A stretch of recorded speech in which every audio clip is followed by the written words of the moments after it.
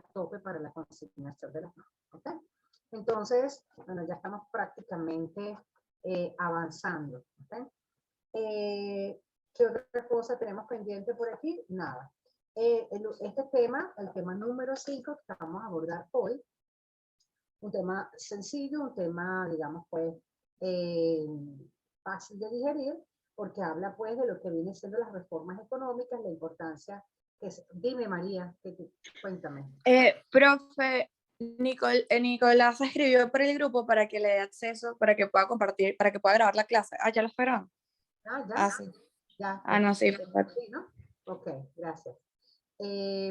Entonces, es la parte de las reformas económicas, el status quo, los intereses creados del status quo, qué significa un status quo, cuál es la importancia que puede tener los procesos de incertidumbre y la distribución de los beneficios, los conflictos entre la distribución de los costos y el ajuste, y cómo se presentan entonces a través de todos estos factores las llamadas crisis económicas. ¿Ok? Entonces, es interesante saber, como comentaba, fíjate, como comentaba ahorita en los grupos del sector público, que hay una chica pero no es alumna mía ahorita, fue alumna mía, que va a hacer su tesis, perdón, ella va a hacer una tesis en relación a Chile o cualquier otro de esos países, pero tengo una defensa de tesis ahorita donde estoy de jurado principal y en esa tesis es lo que fue el riesgo país, Argentina y su proceso de incertidumbre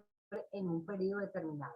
Hay otra que lo va a hacer, que ya fue alumna mía, en relación a lo que es el caso de Chile. Vean ustedes la importancia que puede tener en un momento determinado que tengan unos conocimientos claves, unos conocimientos cónsonos en relación a lo que es la parte de economía del sector público y economía política. ¿Por qué? Bueno, porque aquí se aprenden muchos conceptos que en un momento determinado los van a conducir a ustedes a poder escoger un tema para su tesis, ¿ok? O sea, es interesante saber cómo en un momento determinado los factores estructurales, los factores coyunturales, las ideologías políticas, los problemas religiosos, la estructura y las idiosincrasias de las sociedades, la confianza, la educación, los valores, la moral, la justicia, etcétera, etcétera, son elementos fundamentales para la toma de decisiones en un país. Entonces nadie puede decir que estamos a espaldas de nosotros no crear nuestra propia realidad. Nosotros tenemos, lo que tenemos es precisamente porque hemos construido esto con, digamos, ciertas características que nos llevaron a la creación de este modelo económico. Decía uno de los compañeros del sector público, le decía, es una persona ya adulta, me decía, es impresionante cómo escuchar a los muchachos hoy en día motivados en relación a un tema en especial de economía, no solamente por el hecho de que estamos obligados a hacer una tesis, sino también por el hecho de que nos motiva y nos despierta ese gusanito de decir verdaderamente hacia dónde pueden ir las economías, no solamente en el caso de Venezuela, porque Venezuela es quizás digamos, un punto y aparte, es decir, hoy en día cuando nosotros vamos a analizar cualquier aspecto de las economías a nivel teórico, pues Venezuela no encaja dentro de esos patrones. Pero no encaja, ¿por qué no encaja? Bueno, porque lamentablemente no están dadas las condiciones para que nosotros podamos decir que ahora, oye, se estén dando esas características porque estamos muy alejados de una realidad desde el punto de vista teórico, ¿ok? Y entonces la gente se puede preguntar, bueno, ¿por qué ustedes están tan alejados de una realidad que es teórica, que se supone está escrita? Y ustedes, bueno, estamos muy alejados quizás porque el modelo económico está muy inclinado a perfilarse y a decirse, somos socialistas. Y era lo que le decía también al otro grupo, le decía, en la vida no solamente hay blancos y negros, también hay grises, ¿ok? Entonces, cuando nosotros tenemos una situación que se nos escapa de las manos y que nosotros no sabemos cómo abordarla porque solamente hemos aprendido A y B, pues esto está muy equivocado, porque hay C, D, F, o sea, existen muchas letras en el abecedario. Entonces, las situaciones son completamente diferentes. ¿Ya? Cuando uno dice, ¿Qué es la dinámica? Aquella que varía en tiempo y en espacio. Y las que varían en tiempo y en espacio, porque son economías dinámicas, yo soy una economía dinámica, pero Estados Unidos es una economía dinámica, España es una economía dinámica, y esos tres países que se mueven bajo las esferas de lo que es el capitalismo, porque Venezuela se mueve bajo las esferas del capitalismo, aun cuando diga que es una economía con un modelo socialista, aquí nadie invierte para perder. ¿Okay? Existe la propiedad privada de los medios de producción, existen características del sistema capitalista, por lo tanto somos una economía capitalista.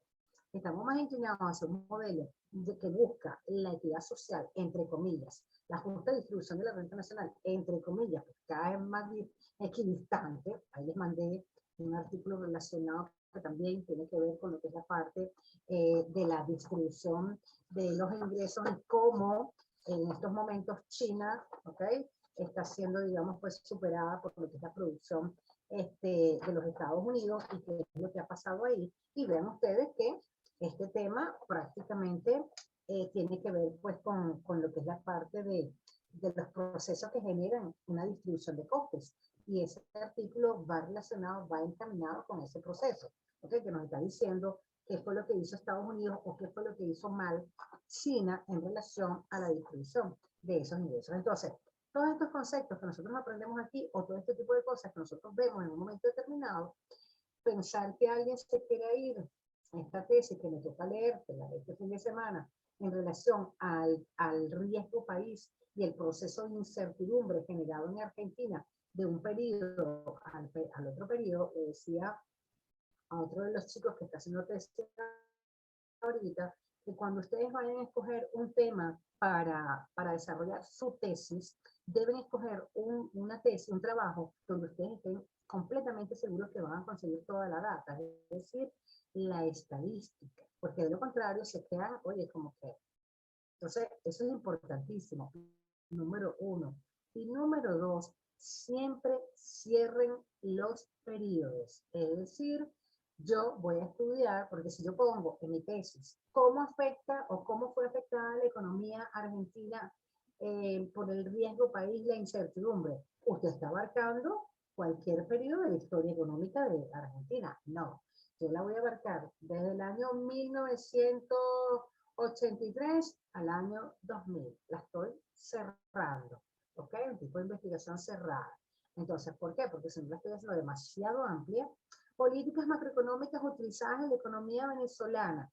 No, políticas macroeconómicas utilizadas en la economía venezolana desde el año 1983 al año 2000.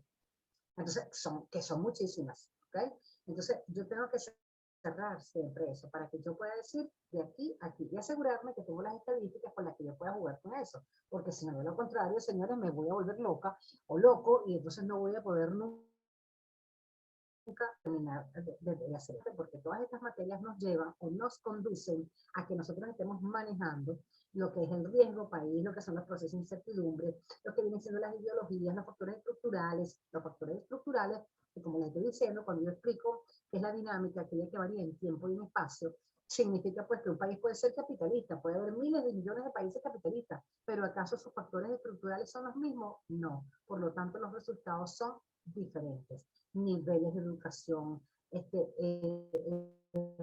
religiones, mismo, o sea, somos capitalistas, modelos económicos, ideologías políticas, sociedad como tal, moda, exclusividad, o sea, ese tipo de cosas, ¿okay?, que nos llevan en un momento determinado a tener resultados completamente diferentes. El tema que nos toca abordar en el día de hoy, ¿okay?, tiene que ver entonces con lo que vienen siendo esas reformas económicas, la distribución de los costos de ajuste y de crisis. Y en primer lugar, según lo que ustedes están viendo también en sus láminas, habla de lo que es el status quo y los intereses creados. ¿Qué significa el status quo? Se refiere al estado de algo en un momento determinado. Yo puedo decir, el status quo de Venezuela significa la situación actual de Venezuela. ¿Okay? Entonces, hubo un tiempo donde yo tenía muchos muchachos dirigentes estudiantiles que les dio porque sacaban todo el tiempo en el Twitter el status quo de Venezuela, el status quo de Venezuela, el status quo de Venezuela. Y yo decía, bueno, cuando usted se dirige a una población en términos generales, la población en términos generales no está al tanto de saber lo que es un status quo, ¿okay? Sino que simplemente con decir yo la situación actual de nuestro país, la situación actual de Venezuela, la situación actual de los Estados Unidos. Entonces, lo que pasa es que yo de repente quiero parecer, oye, como que más letrado, entonces digo el status quo. No, pero el status quo, si ustedes se dirigen a una población, la sociedad como tal, no está al tanto de saber lo que es el status quo, ¿ok? Entonces, obvio, no es lo mismo, señores, que yo le haga una pregunta en términos generales a la población y le diga qué factores considera usted que pueden afectar a una sociedad, ¿ok? En términos macroeconómicos. La gente va a decir, ¿de qué estar hablando esta loca? O sea, nada que ver. O sea, se supone que yo, ¿verdad? Me enfoco en algo que llegue a la gente. Si yo me paro a dar un mitin político en la Plaza Bolívar y voy a hablar de las políticas macroeconómicas, del proceso de incertidumbre, el riesgo país, de lo que viene siendo la fuga masiva de capitales, el desequilibrio de la balanza de pago, la idea de una que, ¿qué dijo? No entendí nada. A lo mejor usted puede decir, ah, mira, pero que inteligente. No, porque simplemente yo me estoy dirigiendo a una población a la que yo tengo que hacerle entender lo que puede estar llegando a pasar. Por supuesto, en la parte política, vean ustedes que todos los discursos están trillados, todos los discursos son lo mismo. Todos los discursos pareciera que nuestros políticos se pusieron de acuerdo. Aquí no será ahora, no será entre 5 años, no será entre 10, no, a lo mejor son ustedes mismos que crearán dentro del propio país pues un partido político que esté enfrascado en miras hacia lo que es, digamos, un grupo de personas preparadas, que estén claras y que estén conscientes de que si un país, no todos tenemos las mismas oportunidades, el país no puede salir adelante. Donde nosotros explayemos lo que es la teoría a la práctica y donde de verdad estemos pendientes o estemos al tanto de la conducción de las políticas, porque si nos vamos solamente por esa parte del populismo, donde yo simplemente me voy a enfocar con que todo es bonito, ay, que todo es lindo, pero resulta que la deuda externa, que los procesos inflacionarios, que no hay empleo, que la economía está forjada por de rentas, la economía es sumamente frágil, hay fuga de capitales, o sea, una inestabilidad económica increíble, un proceso de inseguridad, no hay seguridad económica, ni política, ni jurídica, ni social, o sea, etcétera, etcétera. De nada va a servir que todo esté bien bonito, que todo esté pintado, y que digamos pues que hay una parte de la población que vive muy bien cuando el resto de la población vive bien mal. Nosotros tenemos que tener algún tipo de problema. La sociedad venezolana me incluye, todos tenemos que tener algún tipo de problema. Porque no puede ser que nos guste tanto ver los ranchos o nos guste tanto ver los pobres. Ahí nosotros tenemos que tener alguna tuerca floja. Porque lamentablemente, señores, por donde vaya usted en nuestro país hay pobreza. Que lo que más hay en nuestro país es pobreza. Ahora, que la gente no lo quiera ver o que la gente no lo quiera, bueno, eso es otra cosa. Entonces, solucionar los problemas de conflicto, es decir, el status quo en Venezuela, si yo me paro, el status quo que tiene nuestro país, y la gente va a decir, el status quo, ¿qué es eso? La situación actual de Venezuela. Entonces, cuando yo estoy hablando de esa situación actual de Venezuela, este status quo, que nosotros bien podemos utilizar ese léxico, porque nos estamos preparando, estamos estudiando y vamos a dar un discurso o vamos a dar una conferencia, hablamos del status quo de nuestro país. Entonces decimos, nos referimos al status quo, que bien sea desde el punto de vista económico, desde el punto de vista político, desde el punto de vista social, de la crisis, del auge, podemos hablar pues de un proceso de incertidumbre, status quo que que se ha generado en Venezuela a través de los procesos de incertidumbre, la situación actual que se ha generado en nuestro país por procesos de incertidumbre. ¿A qué nos ha llevado? Nos ha llevado pues a un debate desde el punto de vista económico, nos ha llevado pues a la fuga masiva de capitales, nos ha llevado a la falta de incentivos para la producción interna en la economía venezolana. No existe eficacia marginal del capital. Entonces, pero pues, por supuesto, por ahí nos vamos.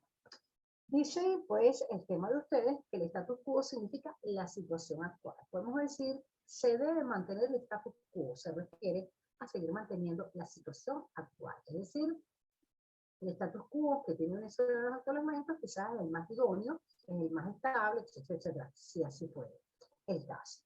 O volver al status quo se traduce en la necesidad de volver a una situación anterior, volver al status quo de los años 70.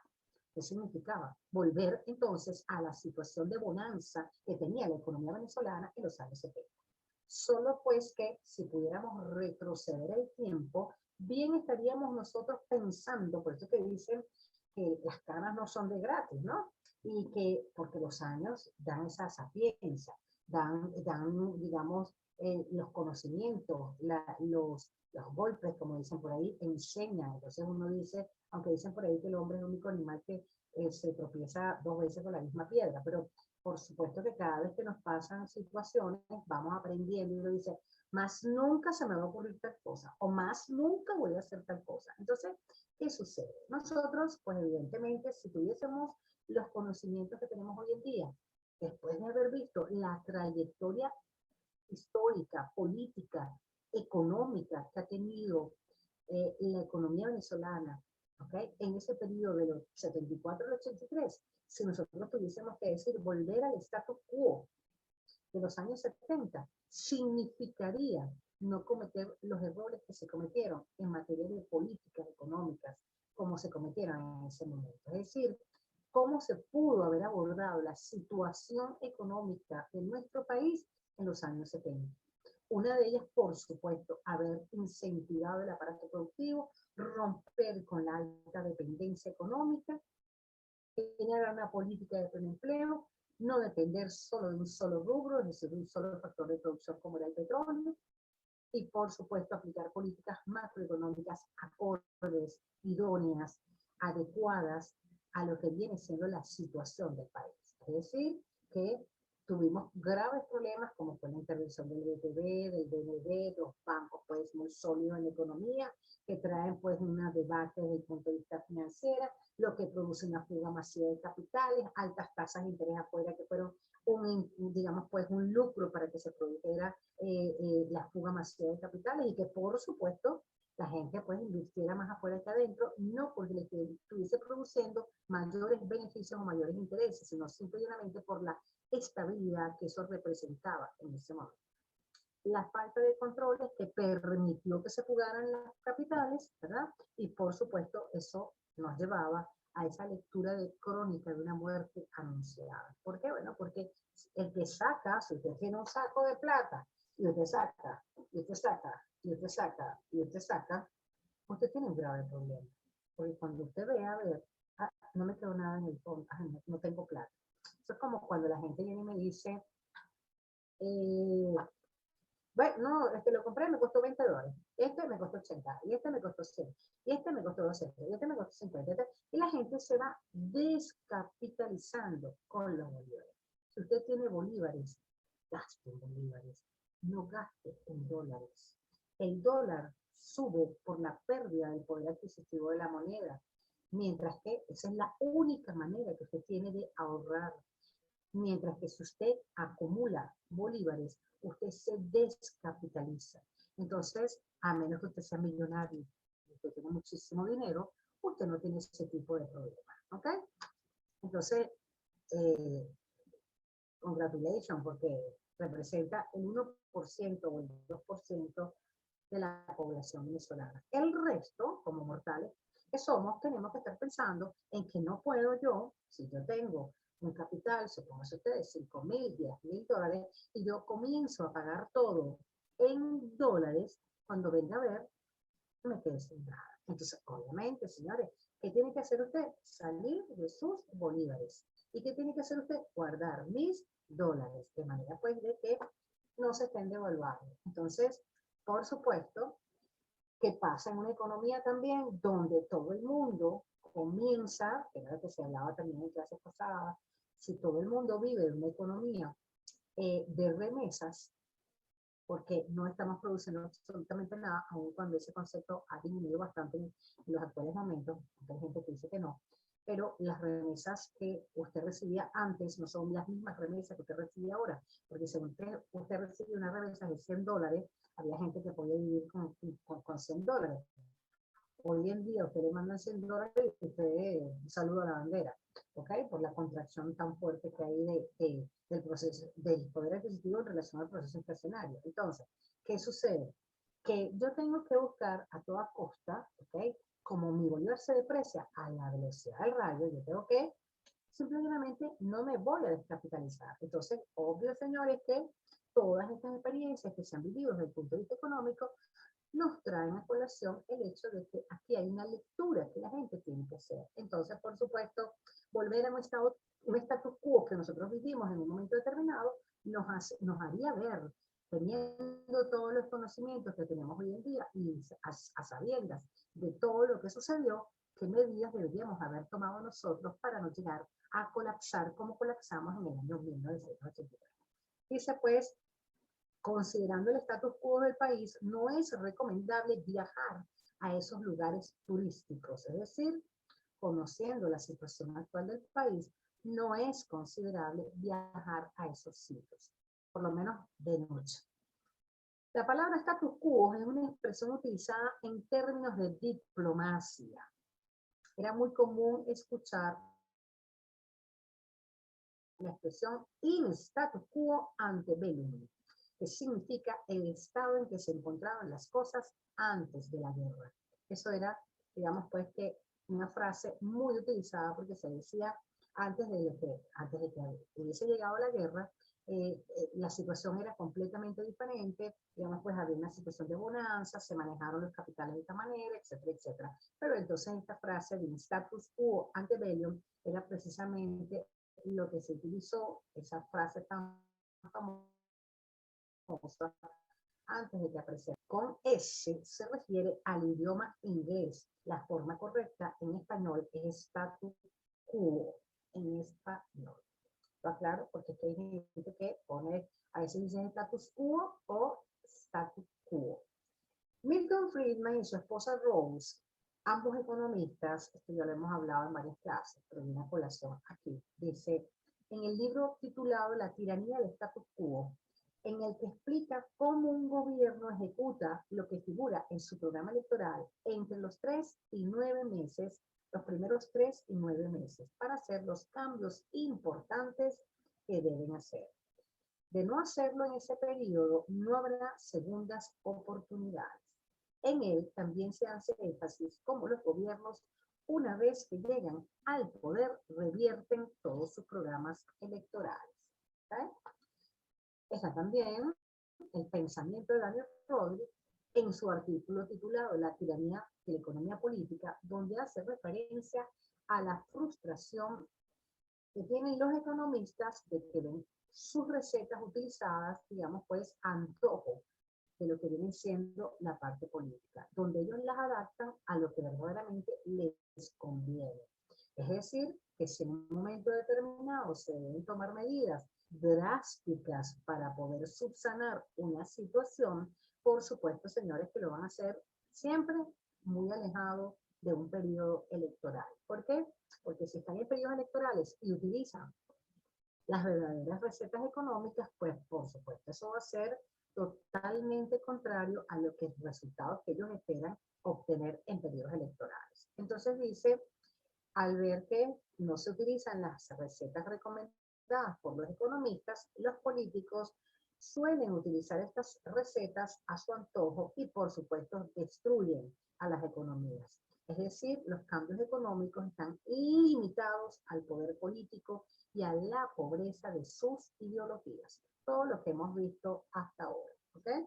Y más todavía si tenemos procesos donde las ideologías políticas están marcando la hora.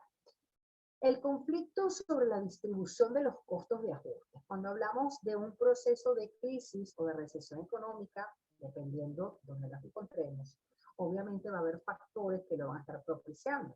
El ajuste de los costos y la distribución van a generar un impacto en las economías que hace que se tenga que prescindir de algunos de ellos. Por ejemplo, el desempleo a través de la plusvalía extraordinaria, ajuste de inflación, cierre empresas, altos costos dependiendo del dólar y que pueden llegar a generar procesos de hiperinflación, estagflación, conducción de dinero inorgánico a través de lo que es el dinero fresco, la contracción de variables como el consumo, el ahorro, la inversión, la producción, la productividad, la caída de los precios del petróleo, la contracción de la política fiscal. Por lo tanto, el escenario es completamente diferente cuando se producen fugas de capitales o hay entrada de divisas por remesas, inexistencia de la diversificación del aparato productivo, caída de las reservas internacionales, la actuación que tiene el Banco Central y cómo canalizar la distribución de los costos de ajustes ante un panorama como el que existe hoy en día en el caso venezolano, de variables deben estudiarse. ¿Qué significa esto? Esta lectura aquí que les acabo de hacer, ¿okay? Significa, si lo hablamos en términos castellanos, si lo hablamos en materia, digamos, pues ya adentrándonos a lo que viene siendo la distribución de los costes, dice esta parte, no es lo mismo hacer un análisis en un proceso de auge, en un proceso de crisis o en un proceso de recesión económica, porque evidentemente la distribución de los costos de ajuste son completamente diferentes. Entonces, las lecturas o los impactos que nosotros vamos a tener cuando tenemos políticas de empleo, políticas que se toman o se tratan de ajustar a ciertas realidades o a ciertas necesidades, son a veces, digamos, muy disparejas. Por ejemplo, en el caso de la economía venezolana, cuando se dijo aumento de solicitudes por vías de decreto en el año 87, con una congelación de precios y una inamovilidad laboral, iba a durar 3 meses y posteriormente se expandió a un periodo de 6 meses, fue peor el remedio que la enfermedad. Primero, ¿cuál es el primer factor que determina que ese proceso se iba a disparar? Es decir, el proceso de hiperinflación y el proceso de estagflación, la conducción de las políticas macroeconómicas hacia el estrangulamiento. Es decir, estoy presionando para que exista en el trasfondo de todo algo social, haciéndole ver al pueblo de que yo estoy controlando la política de costos, es decir, estoy haciendo una distribución de costos por ajuste, no permitiendo que esto vaya a afectar a la población.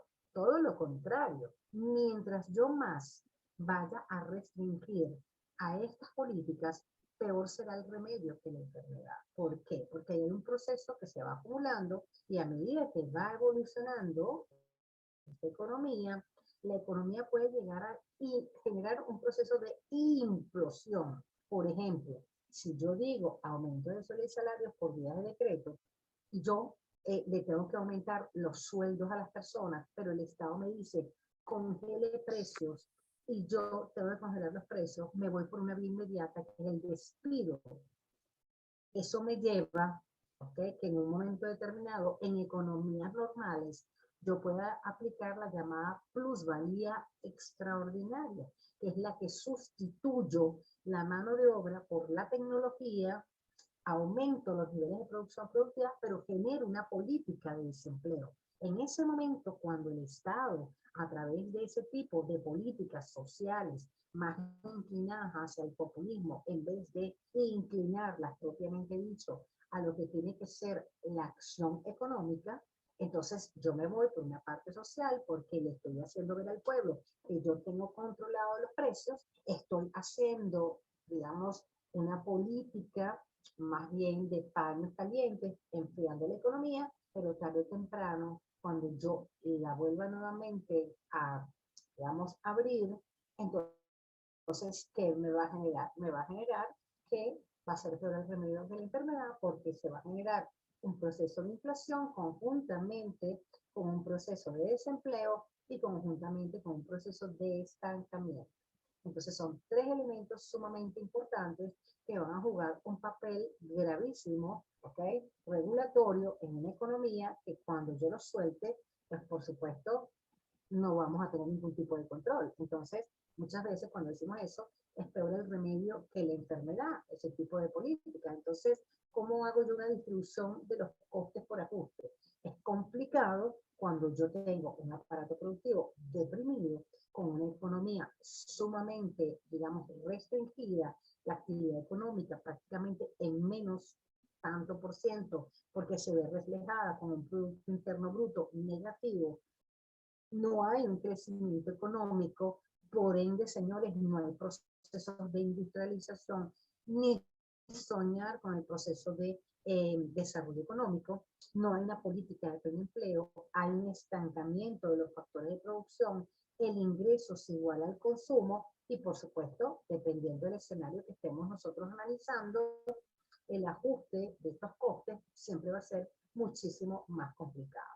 Por supuesto, como les dije en esta lectura, aquí el Banco Central juega un papel importantísimo. El Banco Central muchas veces se le ocurre, ¿okay?, decir políticas monetarias expansivas, políticas monetarias restrictivas, políticas fiscales restrictivas, políticas fiscales restrictivas o expansivas. Entonces, obviamente, señores, todo va a tener un, un matiz dentro de todo lo que viene siendo estas características que por supuesto nos va a llevar a nosotros a lecturas completamente diferentes, a escenarios diferentes, porque si yo estoy en un proceso de crisis, esas crisis obviamente pueden ser mucho más acentuadas en un momento determinado y después la intensidad de la crisis comienza nuevamente a bajar y llevarnos a nosotros a un proceso de recesión económica.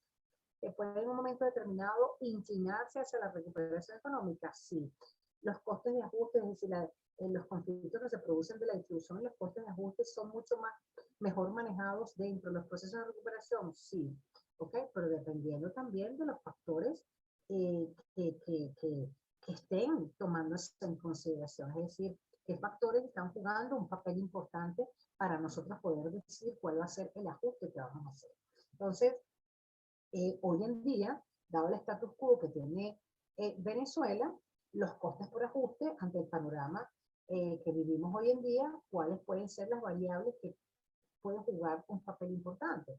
Entonces ahí tenemos pues caída del Producto Interno Bruto, poca diversificación del aparato productivo, economía estancada, no hay, hay una alta dependencia de los productos importados, no hay un modelo de sustitución de importaciones por la promoción de exportaciones, la economía venezolana hoy en día presenta un nivel de inflación el más alto del mundo, no hay políticas de pleno empleo, la economía se ha, digamos, inclinado hacia un solo rubro de la producción, es decir, me dedico pues a producir bodegones o hasta tener bodegones o me dedico, qué sé yo, a vender ropa usada o me dedico a vender tal cosa. O sea, existe una inclinación en el aparato productivo que no está permitiendo, no permea pues que la actividad económica llegue a todos los sectores, por lo tanto, la distribución de los costos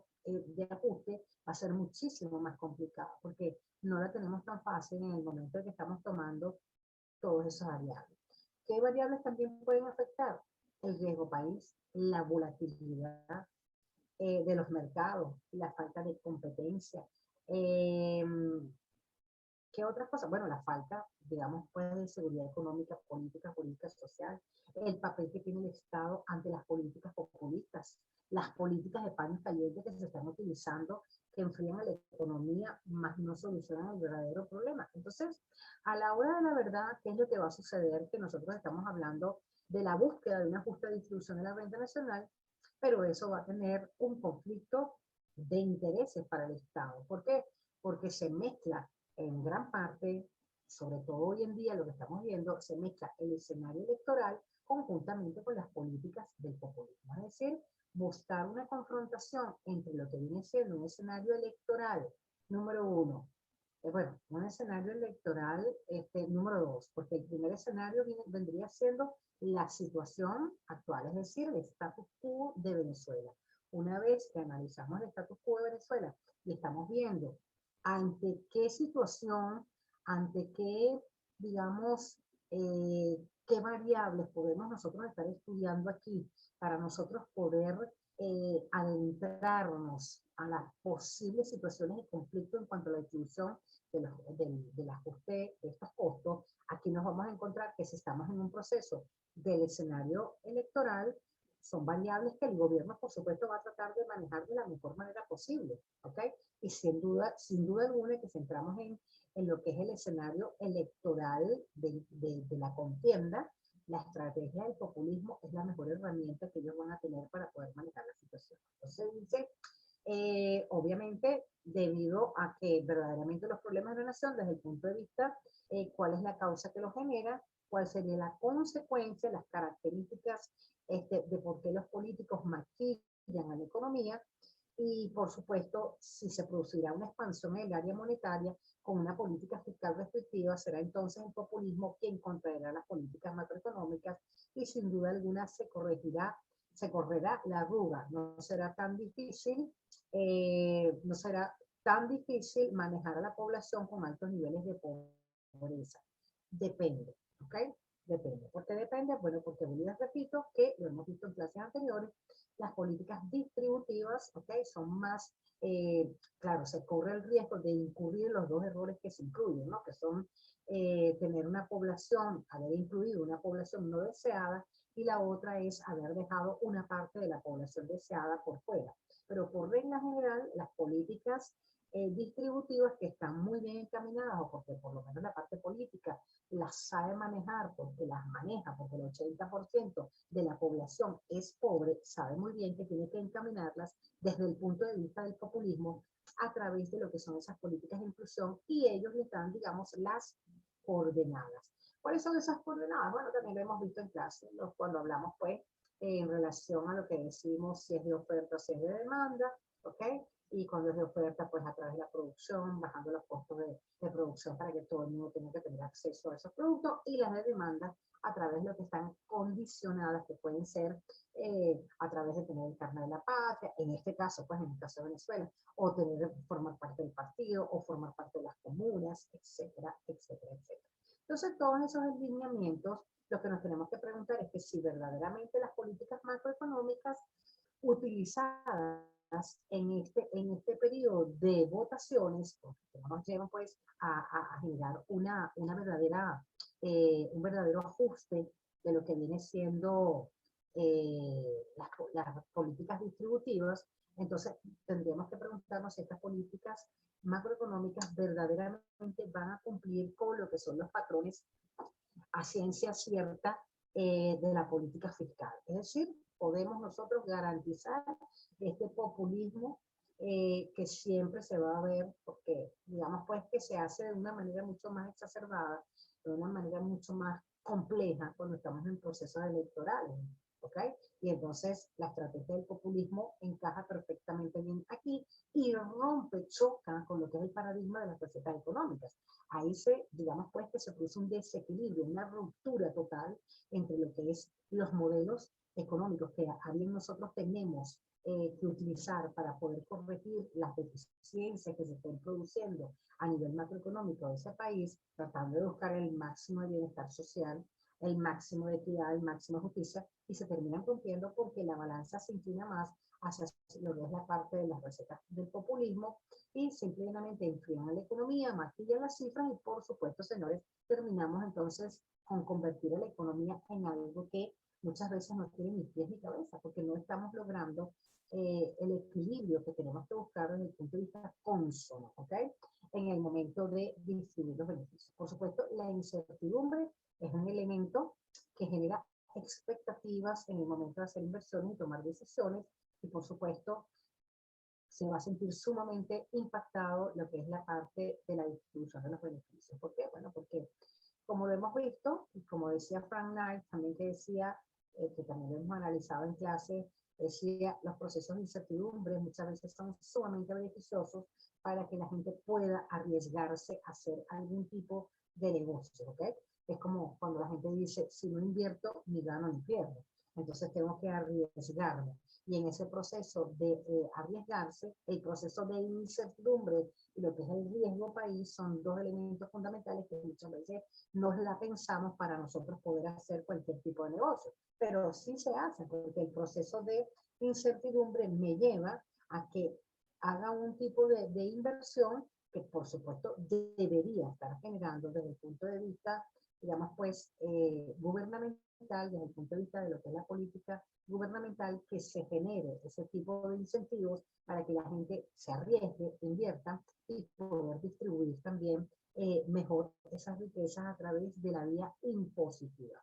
¿Qué es lo que ha sucedido en el caso de la economía venezolana? En el caso de la economía venezolana se ha producido, por eso es que vean ustedes que los análisis que ustedes vayan a hacer es sumamente importante que vean hacia dónde van dirigidos los comentarios, es decir, a qué tipo de país nos estamos refiriendo. Si nosotros nos referimos en el caso de la economía venezolana, pues por supuesto el proceso de incertidumbre se convierte en algo bien complicado, porque Venezuela ha tenido procesos de riesgo país altísimo en periodos de la historia de la economía venezolana muy altos, con unos procesos de incertidumbre donde arriesgarse a hacer la inversión ha sido, digamos, pues como que una gran panacea, ¿no? O sea, la caja de Pandora, porque el hecho de que usted le diga es propicio significa pues que la gente se lo piensa dos veces antes de hacer cualquier tipo de inversión. Pero, y no todas las economías van a estar encaminadas hacia el mismo proceso de inversión. Bien, aquí cuando ya entramos en la parte de lo que viene siendo los ciclos económicos, lo definimos como, ya lo hemos hablado miles de veces en clase, diferentes etapas por las que pasan las economías y por supuesto que en los procesos de crisis o de recesión la incertidumbre es uno de los factores que va a generar mayor inestabilidad en los procesos de la economía.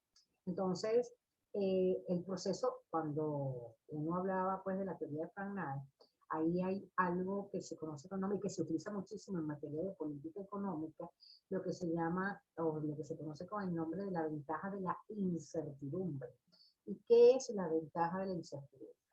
Las crisis económicas, en pleno máximo apogeo, existe esa parte donde uno dice ese concepto de que, esa parte que nosotros decimos, si no invierto, o sea, me tengo que arriesgar, no sé si voy a ganar, si voy a perder, pero me voy a arriesgar y en ese itinerario yo tengo que ver, o sea, tengo que esperar que se produzca esa ganancia con una tasa interna de retorno tan loable que le permita volver a invertir en otros procesos. Entonces dice, pues en el caso de la Hyundai Motors Company, se arriesgó cuando Frank Knight decía, cuando él define el proceso de incertidumbre, lo define como el estado en que te encuentras cuando encaras riesgos que no pueden ser previstos. Obvio, no los preveo, pero muchas veces lo que pasa es que, por eso es que les digo que es importante saber de qué país estamos hablando, de qué situación estamos hablando.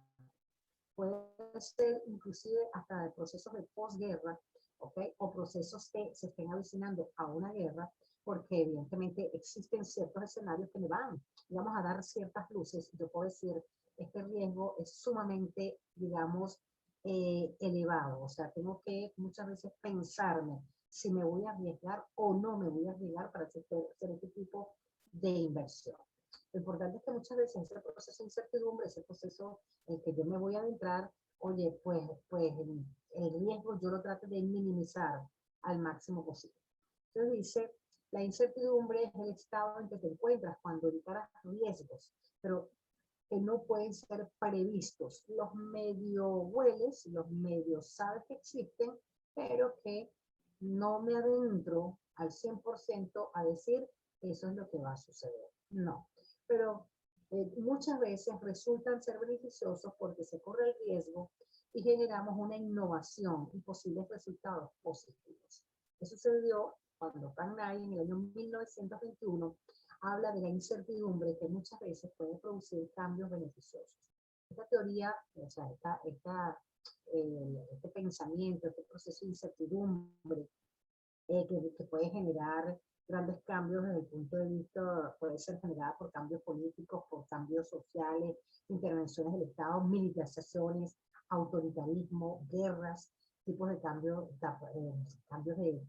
tasas de interés o de políticas monetarias, tanto expansivas como restrictivas, o políticas fiscales, políticas macroeconómicas que evidentemente se adentran a ese proceso de incertidumbre, porque en un momento determinado, cuando yo hago un cierre de importaciones con un control de cambio, con una devaluación, pues lógico, señores, que en el primer momento, el primer impacto, la gente es temerosa de hacer cualquier tipo de inversión, pero ya después nos vamos adaptando y todo el mundo vuelve nuevamente a la normalidad, ¿ok?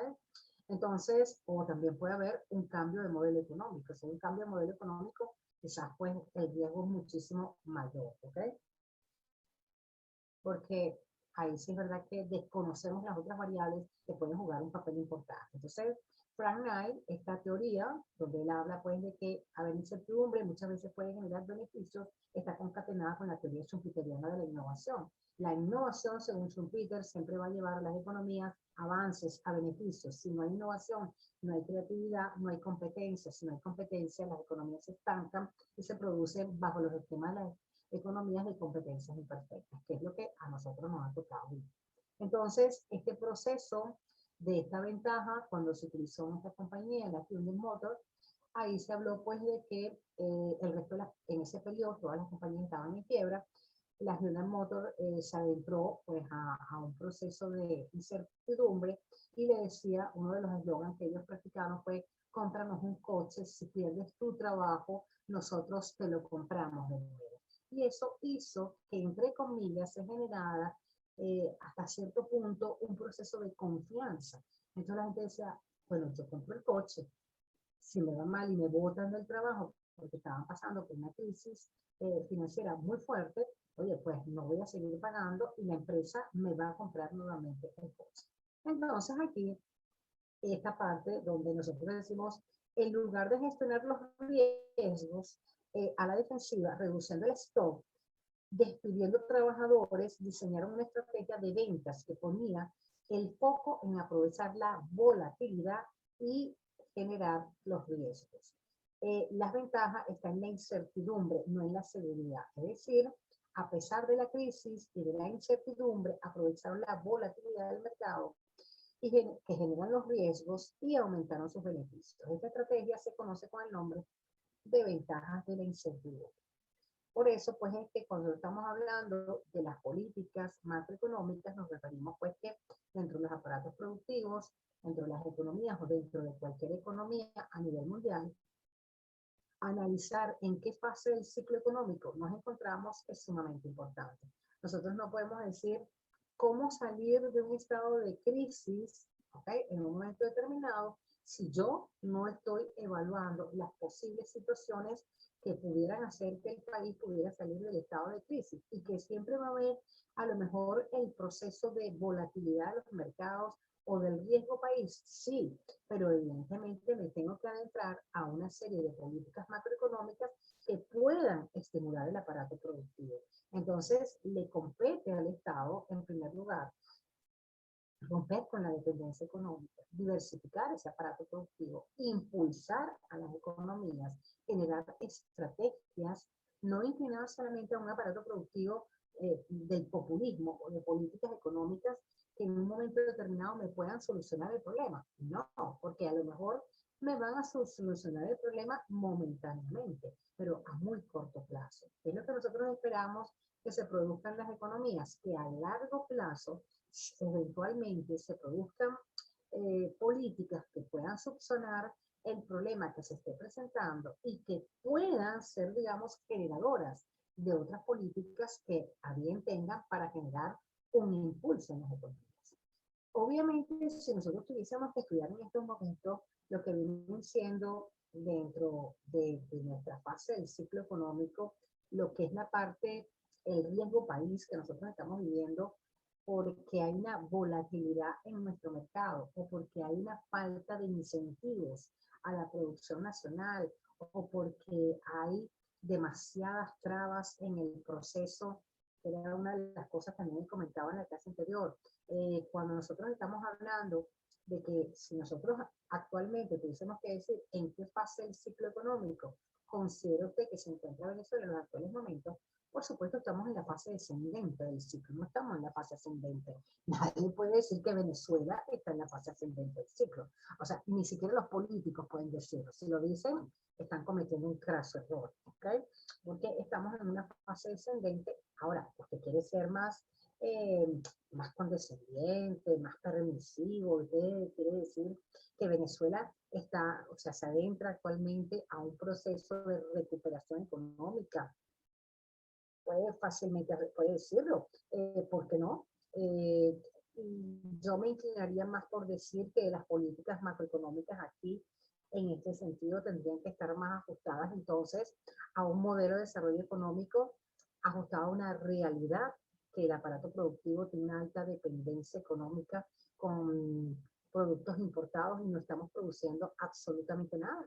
Entonces tenemos una economía altamente dependiente, no hemos diversificado nuestra producción, no nos hemos adentrado a lo que viene siendo ese proceso de inclinarnos hacia lo que viene siendo la parte en materia de educación, en materia de investigación, en materia de producción, en materia de diversificación de la economía, en materia de economía de escala. Venezuela puede ser un país productor de maquilas, 1000%. Yo le daría todas las ventajas a por haber a la producción de maquilas. ¿Cuál es una de las, digamos, características que me llevaría a mí a decir que Venezuela podría ser un país productor de maquilas? Bueno, que los salarios que nosotros tenemos son totalmente irrisorios. Imagínense ustedes que vengan todos los países del mundo y me digan, bueno, en Venezuela, a ver, existen los 3 factores de producción totalmente, tierra, trabajo y capital. Tierras, bueno, tenemos para regalar tierras. Mano de obra, ya no tenemos tanta, pero seguimos teniendo, ¿ok? Improductiva en gran parte, porque, ¿cómo lo sabe? Bueno, porque así lo dice la distribución de la renta nacional, ¿ok? Si fuésemos tan productivos, no tendríamos tanta distribución de la renta nacional, porque seríamos más productivos, habríamos generado crecimiento económico y, por supuesto, un proceso de industrialización que nos llevaría a ser una economía emergente. Y de verdad, no estamos dentro de esos canales. Otra de las cosas, salario mínimo en Venezuela. Salario mínimo en Venezuela es un absurdo. Entonces, ¿qué es la maquila? Entiéndase por la maquila, que también hemos hablado casi, y yo supongo que todos deben tener claro este concepto, pero lo aclaro para aquellos que no lo tengan claro. Un país A le envía al país B, Estados Unidos le envía a China, relacionado con el artículo que les envié, le envía a China, ¿ok? Materia prima. ¿Por qué se le envía a China? Bueno, número uno, porque China tiene, al tener un excedente de mano de obra como el que tiene, sus costos de producción son baratos. Es decir, hay demasiada producción porque hay un excedente de oferta. Entonces, le envían la materia prima a China, China elabora el producto, China le envía nuevamente a Estados Unidos el producto ya elaborado y eso es una maquila. Las maquilas, ¿por qué día se producen? Solamente porque la mano de obra es barata. Bueno, esa es una de ellas, porque la mano de obra es barata, ¿ok? Pero, por ejemplo, en el caso de Perú, en el caso de Guatemala, la mano de obra es barata también. En el caso, pues, de la India, también la mano de obra es barata. En el caso de China, por un excedente de mano de obra. Y en el caso de muchos otros países, porque son países pobres, ¿ok? Y su salario real está sumamente contraído por los niveles de pobreza, digamos, pues de inflación, etcétera, etcétera, que existen en ellos. Eso no sucede para el caso de China. Pero, por ejemplo, en el caso de Perú, en el caso de Guatemala, en el caso de la India, sí. En el caso de Venezuela, sería también, pues, por supuesto, por un caso de inflación, donde hay un deterioro de los factores de producción, un deterioro del salario real, una contracción del poder adquisitivo, y entonces tenemos, pues, que un salario mínimo está establecido en 10.000 bolívares, ¿ok? Entonces, 10.000 bolívares traducidos en dólares, ¿cuánto es? ¿Okay? $1, $2. Entonces, venir a hacer una maquila donde todos los países desarrollados vienen a Venezuela y digan, pues tienen un excedente de mano de obra y esta mano de obra es muy barata, bien podrían entonces elaborar a través de esa maquila, nos mandan la materia prima, la elaboramos y después se la mandamos a esos países. No es lo mejor, no es lo más, digamos, lo más productivo, pero se está generando trabajo, se está generando riqueza, se está generando producción productiva. En este caso, pues, una de las cosas que más está entorpeciendo a la economía venezolana es las grandes trabas que se ponen a nivel de la producción nacional. Es decir, cuánto cuesta hoy en día, ¿okay?, hacer una compañía anónima. Anteriormente, hacer una compañía anónima era una tontería. La gente iba a una notaría, llevaba el documento constitutivo, construía una compañía, entonces ponían las acciones, mira, te voy a poner el 25% de las acciones a ti, el 40% de las acciones a ti y el resto de las acciones mías. Entonces constituíamos una compañía, yo quería pues echarle una broma al marido mío, entonces bueno, yo hacía constituir una compañía, entonces mira, le pasé todas las acciones a fulanito de tal, ya, pero eso no se puede hacer, no, pero ya lo hice y tal. Entonces, las compañías anónimas sirven para las evasiones de impuestos, ¿ok? Y si no, pues ya los ven ustedes cuando analizamos en clases pasadas lo que eran las maneras de cómo se disfrazan, se revisten esos monopolios, y una de ellas a través de los llamados trusts. Y los trusts son las formas que se revisten estos monopolios a través de la creación de compañías anónimas. Entonces, yo tengo una gran compañía y muchas veces yo la disfrazo, voy creando mini compañías y esas compañías, a través de ellas yo estoy haciendo la evasión de los impuestos. Entonces, la creación hoy en día de compañías anónimas se ha convertido en un dolor de cabeza. Entonces, ¿qué sucede? Creo la compañía anónima, después de los derechos de la patente, más entonces el señal, más más lo otro. Entonces, se ha convertido todo, oye, pues en dolor de cabeza crear una compañía anónima. Yo quiero invertir en el país, yo quiero ser proactivo, entonces para que me den los permisos, son una serie de trabas. Entonces la burocracia contribuye, la burocracia, la corrupción, las facturas de renta, son todos esos mecanismos que contribuyen de una u otra manera a que se paralicen los procesos de inversión. Entonces, lejos de decir nosotros en el país, ¿okay?, que tenemos parados los vuelos internacionales, porque estos países han sido cómplices de los Estados Unidos que nos han hecho la guerra económica. Miren, señores, la gente no debe mezclar la leche con la magnesia. Cuando yo le exporto petróleo a los Estados Unidos, generalmente la gente, estos dos países, rompen relaciones diplomáticas, más no rompen relaciones económicas. ¿Por qué? Porque yo necesito de las relaciones económicas. Yo le puedo decir, barriga verde, plátano azul, un estúpido, todo lo que usted quiera, pero la parte económica no debe romperse. Y siguen en sus tratados bilaterales. ¿Por qué? Bueno, porque honestamente, eso le dicen, no le van a vender más petróleo a Estados Unidos. No es lo mismo, señores, venderle petróleo al que está aquí arriba que venderle petróleo al que está al otro lado del continente. ¿Ok? ¿Por qué? Bueno, porque los costos de producción, porque lo que yo gasto en transporte, porque, o sea, lo que se gasta, todo eso es muchísimo más costoso, entonces no es tan rentable. Primero, bueno, eso es una de las variables. Otra de las variables que no estamos produciendo lo que estábamos produciendo hace unos años atrás, ¿okay?, dentro de la producción petrolera. Entonces, eso pesa dentro de la balanza de pago. Entonces, inclinémonos para la producción nacional, que somos tan buenos emprendedores, produzcamos internamente dentro de nuestra economía, abastecemos el mercado nacional y, por supuesto, nos dedicamos también a la exportación. Pero es que resulta que exportar en este país es, bueno, señores, un vía crucis. Entonces pase por acá, después vaya para el otro lado, después entonces rinda pleitesías a este, y después entonces, y por supuesto, esas facturas de renta están, bueno, a flor de piel. ¿Qué sucede con todo esto? Que cada vez se desalienta más el mercado. Y al desalentarse el mercado, pues lógico, señores, que no se van a producir capitales internos que puedan entonces motivar a que las economías puedan entonces reaccionar.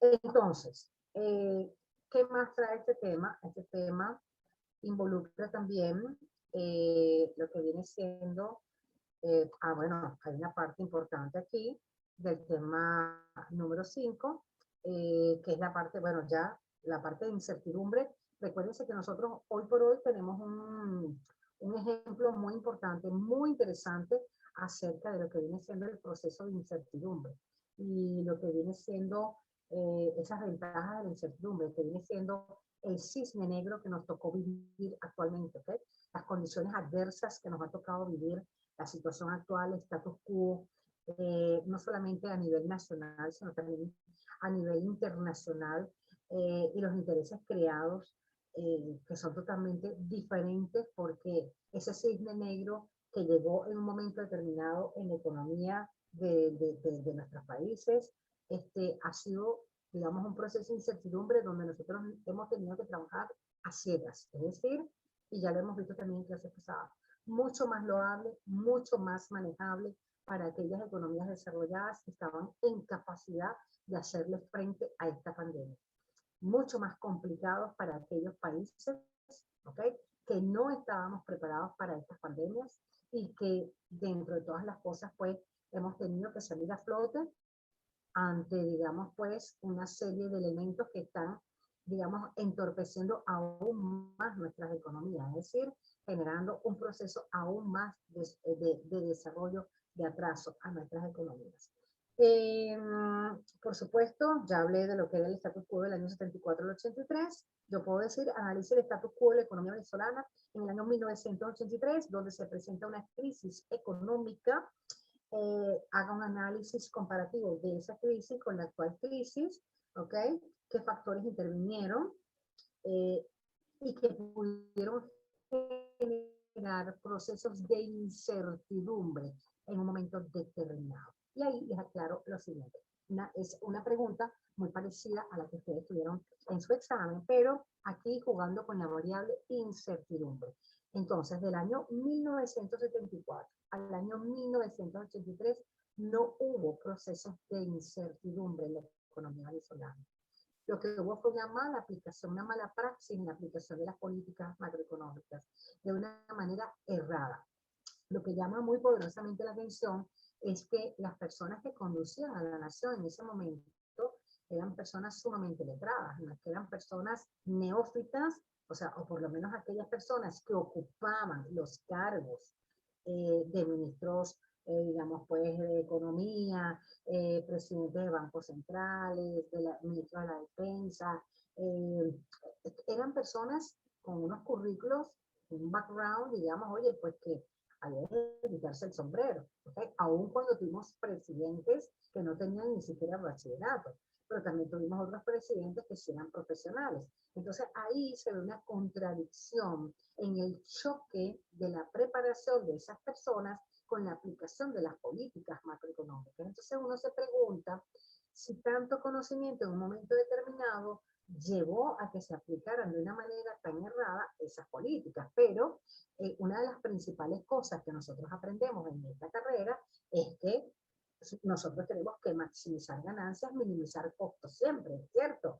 Y además que estábamos bajo un estereotipo de una economía capitalista donde había que incentivar el aparato productivo, teníamos lo que eran los costos de oportunidades, teníamos lo que eran nuestras ventajas comparativas, sabíamos hacia dónde podía inclinarse la economía en un momento determinado, si en una manera, digamos, pues, muy incoherente, utilizábamos solamente los recursos o las bondades que nos producía el petróleo y no diversificábamos la economía. Entonces, la mala aplicación de las políticas macroeconómicas, ahí no había ningún tipo de proceso de incertidumbre. Hay una mala aplicación, una mala praxis en lo que ha, pero las políticas macroeconómicas y por supuesto un proceso de malversación de fondos, ¿ok? Que por supuesto era cuando hemos tenido esos presidentes donde decían, ¿y dónde están los reales? Y entonces, ¿y qué hicieron con los reales? Me entregaron un país hipotecado, entonces ahora ¿de dónde yo voy a sacar? Entonces quizás hay una mala conducción de esa aplicación, de esa política macroeconómica.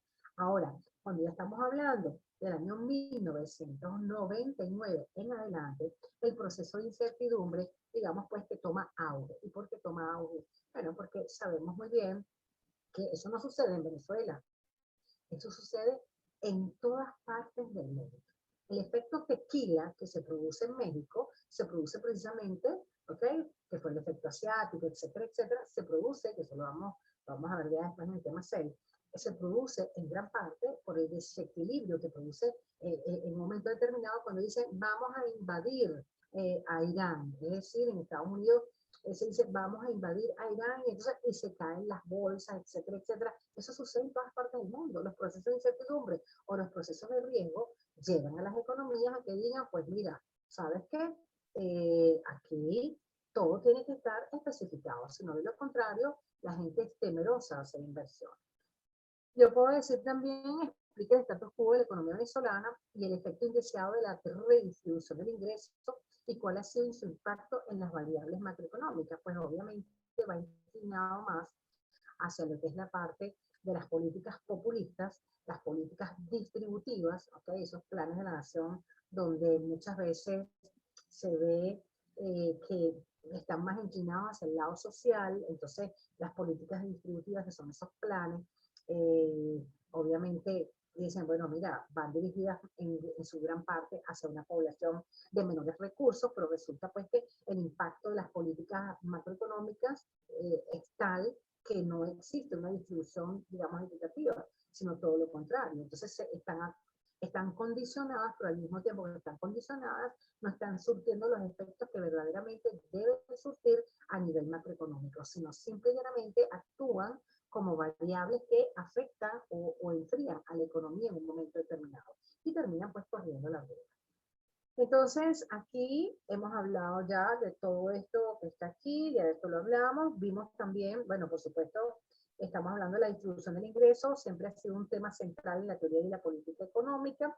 Los problemas de distribución traen consigo grandes problemas como son la desigualdad del ingreso, indicadores inapropiados, lecturas incorrectas muchas veces cuando se generan esos procesos de desigualdad. Obviamente, todo está encaminado a que tiene un impacto en las políticas de crecimiento y desarrollo económico, desequilibrios en la cuenta corriente de la balanza de pago. Recuerden que estamos hablando pues de lo que son los niveles de importación y exportación, las transferencias, lo que vienen siendo los derechos especiales de giro, etcétera, etcétera. En este caso, los organismos internacionales, ahí vemos cómo se hace mucho hincapié en las desigualdades de los desequilibrios que se presentan en las cuentas corrientes, y eso pues llama a la cooperación entre los países para que se pueda buscar un equilibrio entre ellos. Por ejemplo, en el caso pues de los Estados Unidos, en el caso de China, de Alemania, Japón, donde son las economías más fuertes, pero también han generado superávit comerciales a niveles internacionales por ese tipo de impactos que se producen en esas economías cuando se producen los intercambios comerciales que se producen entre ellos. Obviamente aquí también se habla de lo que viene siendo las liberaciones comerciales, las aperturas que van a generar a través de los procesos de globalización, a través de los procesos de tratados de comercio o los procesos de integración, que cuando hablamos de esos tratados de comercio incluyen lo que son los niveles de exportación y de importación que deben tener todos los países, las cláusulas de contingentamiento, de importaciones e importaciones, la cláusula de nación más favorecida, el libre comercio, el proteccionismo, eso lo deben haber visto ya en materia de lo que es desarrollo económico, pero por supuesto siempre va a haber, digamos que, algún tipo de medidas proteccionistas para proteger la producción nacional. Sin embargo, pues en el caso de la economía venezolana muchas veces nos hemos encontrado con que la producción o los bienes importados tienen un costo a pesar de tener impuestos a través de tasas impositivas, tienen unos precios muchísimo más bajos que la producción nacional. Entonces, por supuesto, muchas veces la producción nacional hace como que un giro, deja de producir internamente y se dedica a la importación. Al dedicarse a la importación, pues por supuesto se pierde el incentivo de lo que es la producción nacional y estoy estimulando a una fuga masiva de capitales a través del multiplicador de importación. Es decir, todo lo que me entraba en un momento determinado en la economía por el concepto, digamos pues, de lo que era el petróleo, se me fugaba por la vía del multiplicador de importaciones porque yo no producía absolutamente nada. Entonces, ¿cómo no? Qué bien, somos un país rico, siempre nos hemos catalogado por decir, ahora quizás a ustedes no se les dice tanto esa frasecita, pero nosotros tuvimos un tiempo en nuestro país donde se decía, ahora es un país rico porque es un país petrolero. Hoy en día nosotros no podemos decir eso, ¿ok? Porque hemos tenido por diversos factores la caída de los precios del barril de petróleo, ya bien sea por la cuestión de demanda o ya bien sea porque hay, digamos, pues un quiebre en la industria petrolera venezolana. Entonces, porque a lo mejor si estuviésemos produciendo en grandes cantidades, estuviésemos muy bien, pero los factores exógenos también estuviesen funcionando perfectamente bien. Me refiero a los factores exógenos en el sentido de que si hay guerras, pues se disparan los precios, si se agrandan los inviernos, se convierten en, en problemas, digamos, ambientales muchísimo, se disparan los precios, si no existen fuentes alternas de sustitución, se disparan los precios, pero vean ustedes que en un transcurso de 20, 25, 30 años ha sucedido todo lo contrario.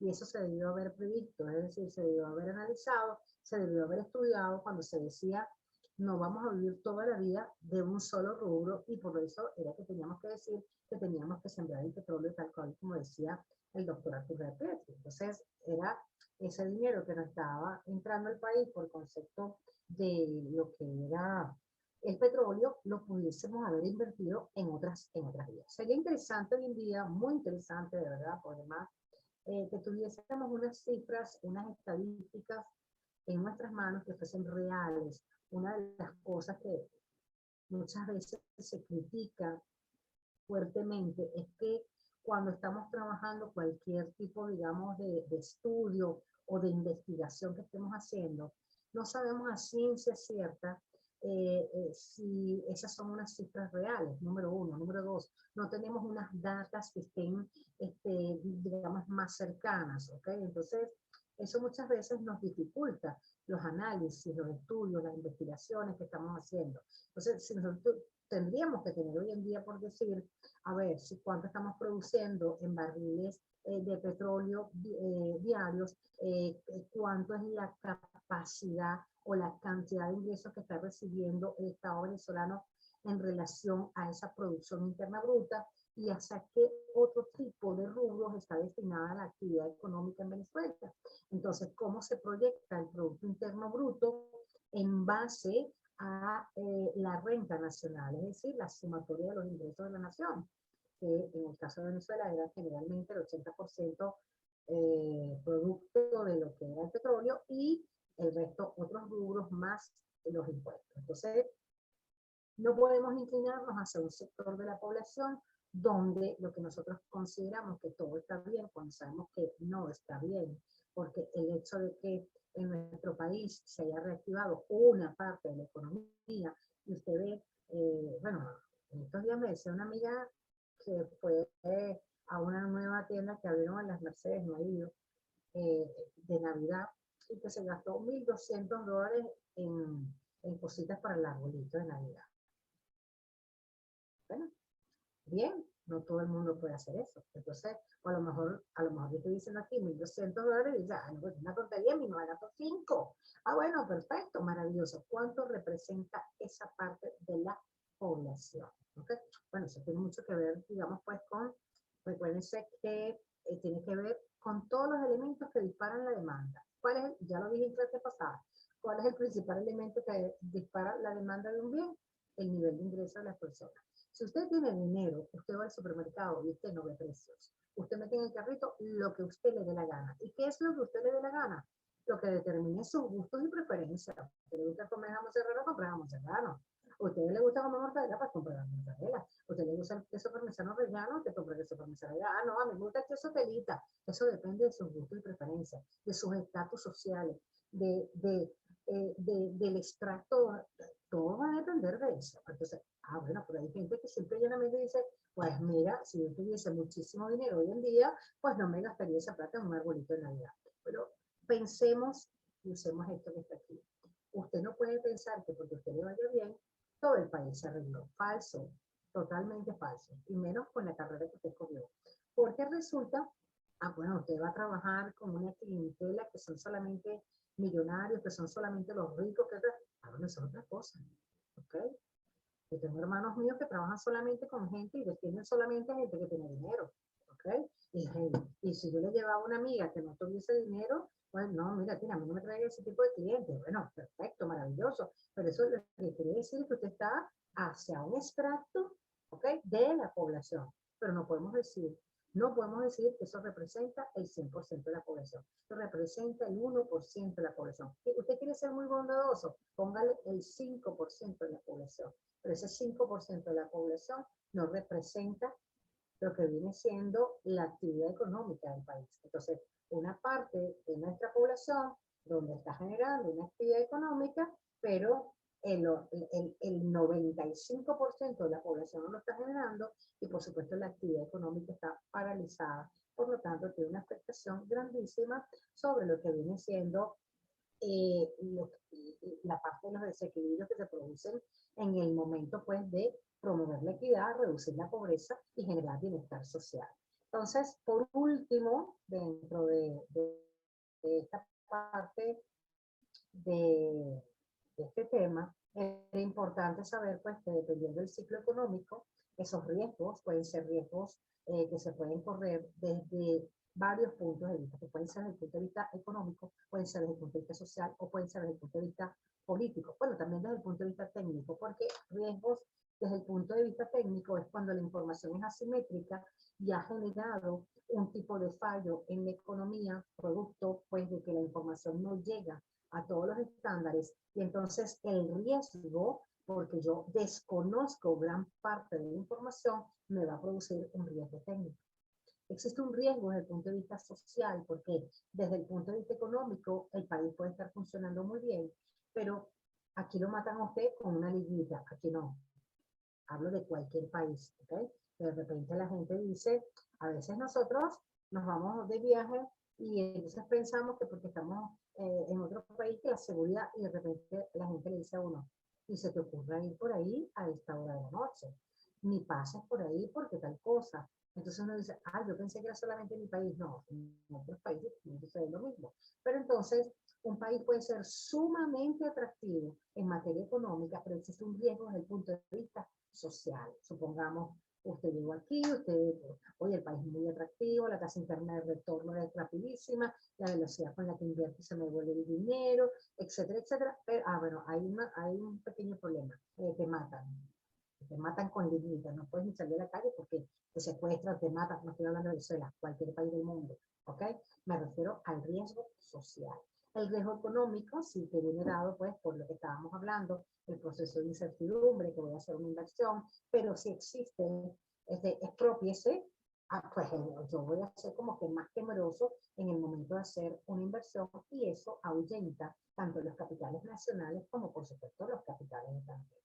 Desde el punto de vista político, las ideologías políticas juegan un papel importantísimo. ¿Por qué? Bueno, porque simplemente los intereses creados en un momento determinado, el status quo, los intereses creados ahí yo voy a decir, yo no voy a invertir en un país donde el modelo económico no es un modelo estable y yo no puedo, digamos, pues como que arriesgarme a que yo diga, en épocas de crisis los ricos se vuelven millonarios, aquí hago colación a uno de los puntos que hemos tocado en muchas clases anteriores, en épocas de crisis los ricos se vuelven millonarios y habría que ponerle puntos suspensivos en los países capitalistas, porque en épocas de crisis los ricos se vuelven millonarios, si el modelo cambia del capitalismo al comunismo, toda la propiedad privada desaparece y pasa a manos del Estado, por lo tanto, en épocas de crisis los ricos no se vuelven millonarios. Hubo un cambio de modelo y digamos pues que los factores de producción pasan a manos del Estado.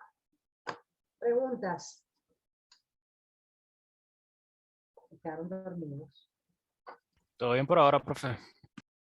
Bueno, ahí hay una parte también que cuando uno habla de las crisis como tal, ¿no? Como ese proceso de crisis, todas las crisis, ven ustedes, por ejemplo, en la crisis financiera del año 29, que dio origen a la Gran Depresión de los años 30, ¿qué pasó ahí? Había un proceso de estancamiento, ¿verdad?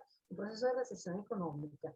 Y en Estados Unidos, con la caída de la Bolsa de Valores en Nueva York en el año 29, se extendió a todos los demás países del mundo, pero había un proceso de incertidumbre.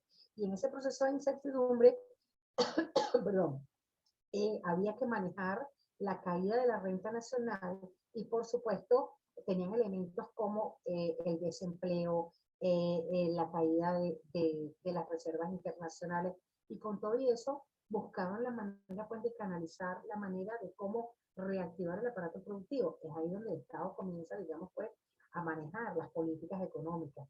La crisis del 73, que fue la que vimos nosotros no, la que vivieron los países en el mundo, porque nosotros, gracias a esa crisis del petróleo que se produjo en el año 73-74, nosotros tuvimos la oportunidad de conocer lo que fue un proceso de auge económico. Entonces, ¿qué pasó? Bueno, la guerra, la guerra entre Irán y Irak, después la parte de la guerra de Yom Kippur, todos esos factores, señores, hicieron pues que se vivieran unas coyunturas a niveles internacionales, pero Venezuela se sintiera favorecida. La crisis de la deuda de los 80, que también, pues, por supuesto, tuvo un gran impacto en la subida de los precios del petróleo y, por supuesto, en América Latina se sintió esa caída, excepto Venezuela también. La crisis tequila, el efecto tequila, que produjo también un proceso de incertidumbre, una devaluación abrupta del peso mexicano también. En el caso de la crisis asiática del 97, la crisis vodka del año 98, ante la crisis financiera asiática que golpeó Rusia en el 98, bajaron los precios del petróleo y las del gas en aproximadamente el 80% de las explotaciones, se devalúa la moneda, la crisis también que se produce, la crisis de Brasil y la crisis de Rusia, que se sintió Brasil afectada por la crisis que tuvo Rusia, la crisis tango del año 2000 al 2002, que fue la que vivió Argentina, también afectada por la economía brasileña, y hubo también procesos de riesgo por rumores que trajeron, digamos, pues saqueos, impactos en las economías. Los saqueos también son un elemento fundamental que son originados por, digamos, pues, impactos que se producen en las economías que generan procesos de incertidumbre, porque después de que eso pasa, no sabemos hacia dónde van las economías. ¿Ok?